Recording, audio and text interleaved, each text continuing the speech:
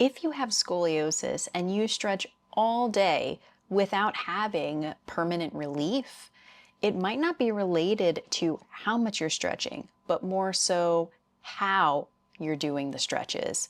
So in this video, I'm going to talk about more effective stretches to use if you have scoliosis. My name is Dr. Beth Terranova. I am a scoliosis specialist, physical therapist, and a person with scoliosis myself. And in this video, I'm going to teach you some stretches that can effectively help reduce your scoliosis pain without forcing any aggressive movements or things that feel uncomfortable for your curve. One of the big issues I see with people when they're trying to stretch for their scoliosis is that they're using stretches that involve a lot of twisting, a lot of rotation, or a lot of bending in the spine. And knowing that scoliosis is three-dimensional, there's actually a stretch that works much better, and that stretch is an elongation stretch. Instead of forcing your spine in one way to the other, think about lengthening the spine, like you're trying to separate each vertebra from each other as you reach up a wall or up a doorway. This can be really helpful to create space between the vertebra without adding any extra rotation or bending of the spine. When you're performing this stretch, think about gently lifting through the top of your head and creating space between your shoulders and hips. Try not to shrug your shoulders too much with this motion. Really think about the length coming in your torso between your shoulders and hips to create that space along your spine. This type of elongation stretching helps your body find a neutral alignment more naturally, while taking pressure off compressed areas of the spine. And because it's active, it's also not putting too much stress on areas that might already be flexible or might be more unhappy. This type of elongation stretching can be a really nice way for those muscles to let go instead of fighting back. When we work with our clients, actually using elongation is one of the first things that we teach them because it has such amazing effects in terms of reducing tension of the spine. Also because you're using your muscles to elongate rather than hanging from a pull-up bar or something like that.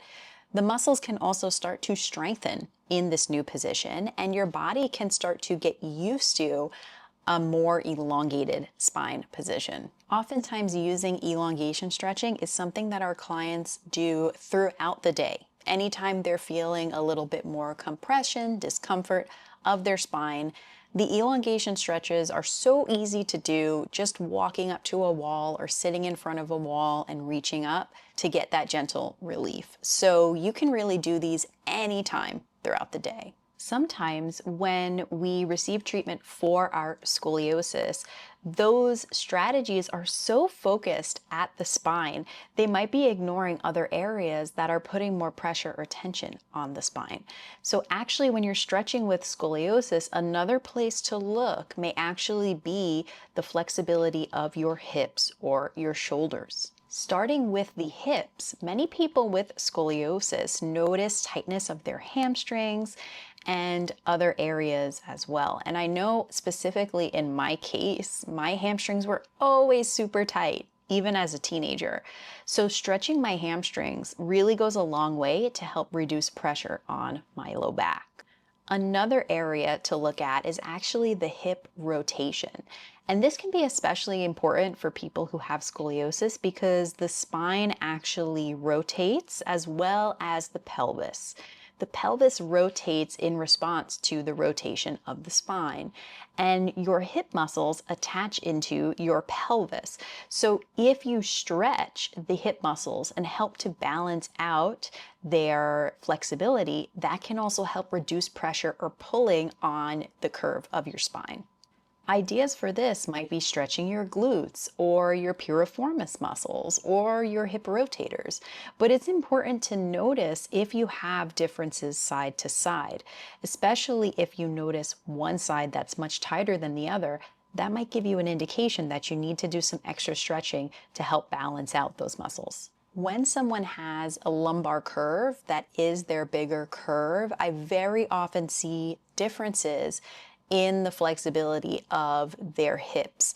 And finding those differences and going in and stretching to balance them can make a big difference, not only in their lumbar spine position, but also in any issues that they're having below, maybe knee pain, foot pain, something like that could be related to how the muscles at the hips are being affected by the scoliosis curve. And this is one of the reasons why when we work with our clients, we take really a full body approach. We look at all the different joints because the scoliosis can affect how you stand, how you balance your body, how your muscles activate. So oftentimes other orthopedic issues or conditions could actually be related back to something that's going on with your scoliosis. So a flexibility routine that is only addressing the spine might be missing the bigger picture of things going on at the shoulders and the hips.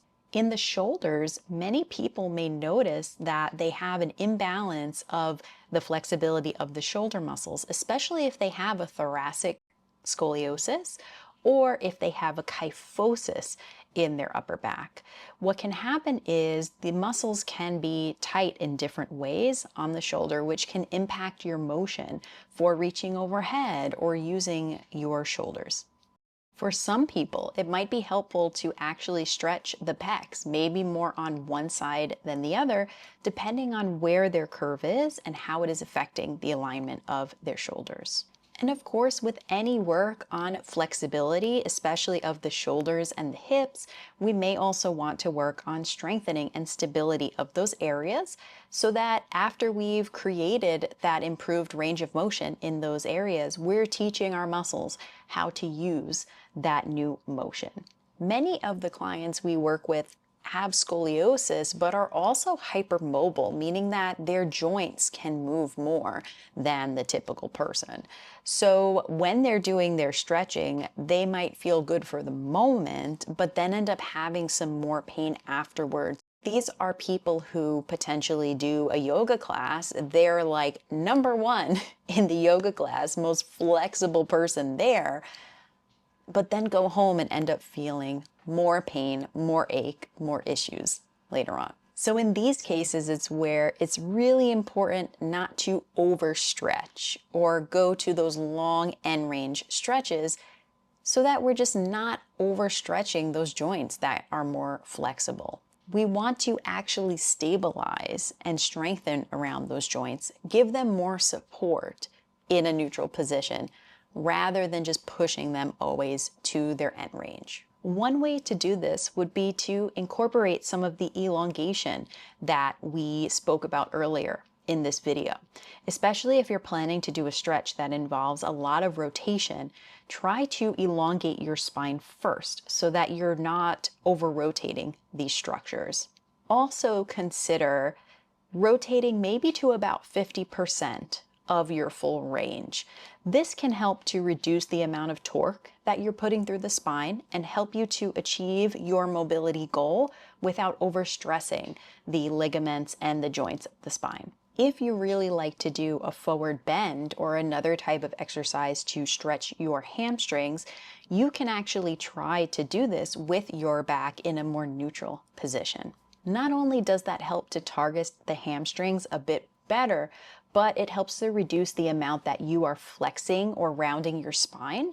That puts less pressure on your scoliosis curve itself. Remember that with scoliosis, small, supportive, mindful movements can be more effective than global, big stretches of an area. Sometimes we just need to gently start to move the body before we can go into doing more aggressive type motions. Remember, when you're stretching, the goal is more about control, using your breath, and being consistent, and less about just pushing your body as far as you can. So as you're stretching with scoliosis, focus on stretches that help to calm the body, help to elongate the spine without putting additional force or tension through the spine. Really focusing on gently elongating the spine to start and building from there. Remember that also stretching the shoulders and the hips can make a big difference for your scoliosis. So start working on finding some of those tight areas as well. And lastly, don't go into huge range of motion of your spine. Start with some gentle spine movements in elongated positions instead of full bending or rotation of the spine. If you're not sure exactly where to stretch or what to get started with, our Stretching with Scoliosis course has an entire library of tests that you can perform on yourself to determine which areas are tighter and which areas are looser and maybe need more strengthening. In the next video, I'm going to teach you how to increase your consistency with stretching, how to know if it's having long-term effects, and when to add strengthening to make your results even better.